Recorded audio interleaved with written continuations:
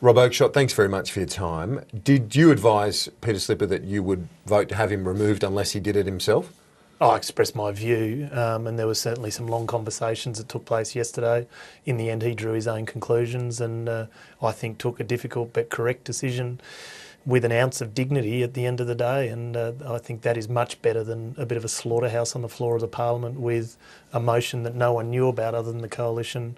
I don't think that's the way to set precedent in the 112-year history of the Parliament. So what was the main reason why he didn't support the Abbott motion?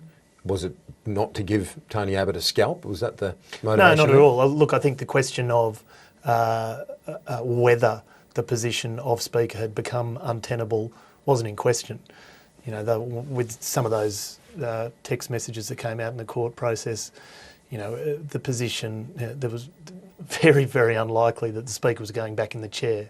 That was added when just under half the Parliament moves a vote of no confidence in the chair. So the fact that the Liberal National Party came into the Parliament and actually put a motion adds to the untenable nature of the position.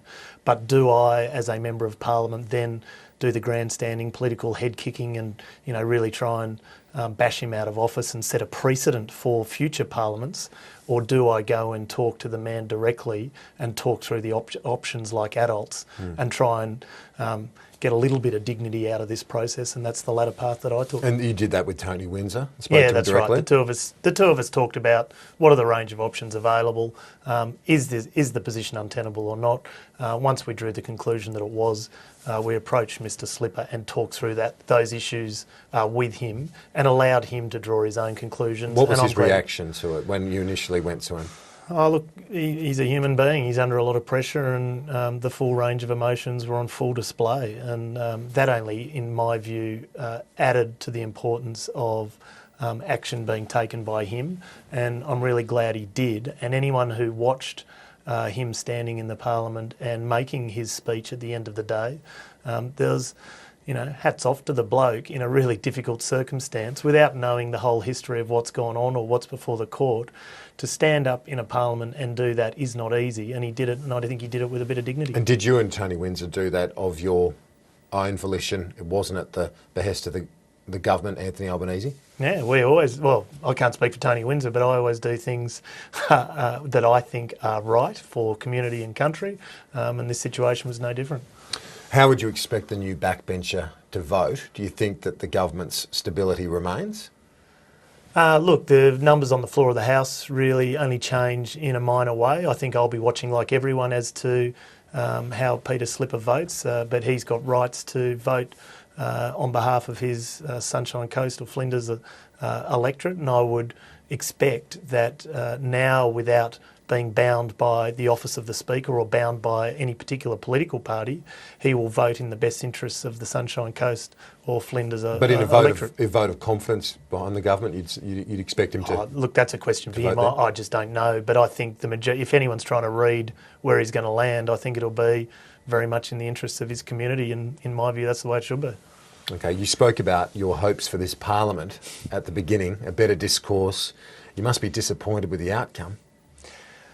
Oh, look, there's some lessons learned, but we have achieved a lot in this Parliament as far as parliamentary reform within the nature of an adversarial system. So the committees are stronger, private members' votes are more than ever before, private members' bills are getting through more than ever before. What about the tenor of the debate though? Yesterday it was brutal, wasn't it? Well, and not only yesterday, I think we've hit a pretty flat patch for the last 2 weeks over this bizarre gender war that's going on. And so hopefully yesterday can be a bit of a circuit breaker in all of that, and we can get onto some of the issues of importance for the nation that will be around for 40 or 50 years. We can regain the faith of the Australian community in the Parliament and the People's Chamber, and the standard of debate can lift. But that's individually up to every single MP. I can't control that as much as I hope and wish for it to happen. When you say it's a bizarre gender war, do you think that the government is overdoing this? Do you think that the Prime Minister's been the victim of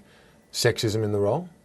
Oh, I do, and I think the evidence trail is there. But I don't think they're blameless as far as the pushback and trying to position Tony Abbott as someone who's going to eat the firstborn child of every Australian family if they're female, you know. So I think there's a bit of politics wrapped up in it all. I would hope we can get through that sometime soon, because frankly not a lot of it matters as far as standard of livings for Australia in the next 40 or 50 years, and that's what brings me to this building, and I would hope fundamentally brings most members of Parliament into this place. Because there was, if we look at the contradictions on both sides, there was a contradiction on the government side yesterday when for weeks they've been saying Tony Abbott's a misogynist, and then argued in defence of Peter Slipper. That won't pass the pub test, will it? No, look, I don't think so. I don't think any of it, but I don't think anyone's hands are clean. I think there's been some disgraceful comments made by people within the Parliament, people associated with the Parliament, and people who comment on the Parliament. And I just think it's one of the flat spots that we've hit. Whether it's because not much else is going on, I don't know. Whether it's because people are looking at the polls and trying to appeal more to women, I don't know. But I hope we can get through it sometime soon and get back onto real issues that actually matter. Mr Abbott says he was oblivious to the comments made by others when he said that the government should die of shame yesterday. The government's made a fair bit of it. Do you accept Tony Abbott's explanation, or should he have been more sensitive to recent events? Look, to be honest, I don't really care.